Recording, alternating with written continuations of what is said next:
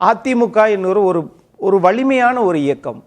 அந்த இயக்கத்தின் பேரில் இந்த சைக்கிள் உட்காந்து ஓட்டிட்டு போகிற போது பின்னாடி உட்காந்துருக்கிறவங்க என்னதான் பலசாலி அப்படியே நேர அன்பாரை பிடிச்சி ஓட்டினா கூட பின்னாடி இருக்கிறவங்க லேசாக இது பண்ணால் கொஞ்சம் ஆடத்தான் செய்யும்.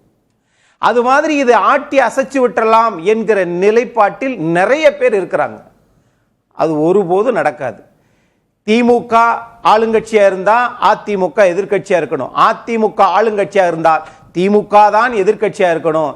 இந்த பவன் கல்யாண் மாடல், அது ஒரு சந்திரபாபு நாயுடு மாடல், அதெல்லாம் இங்கே தமிழ்நாட்டுக்கு ஒத்து வராது. இது தமிழ்நாடு மாடல், அதை மறந்துட வேண்டாம். இல்லை, சொன்னவர் ஆர்பி உதயகுமார் தானே இருக்கலாம். இப்போ இப்போ இப்போ என்னன்னு கேட்டீங்கன்னா, அண்ணன் சொல்லும்போது சொல்றார், அண்ணன் கேசிபி அண்ணன் 2021 மாண்புமிகு எதிர்கட்சி தலைவர் எடுத்த நிலைப்பாடு வேற, இன்னைக்கு இருக்கிறது வேற.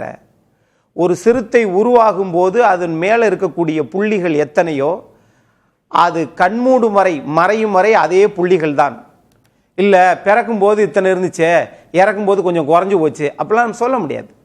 ஆகவே ஒரு தன்மை என்றால் அந்த தன்மையிலிருந்து மாறவே மாறாது.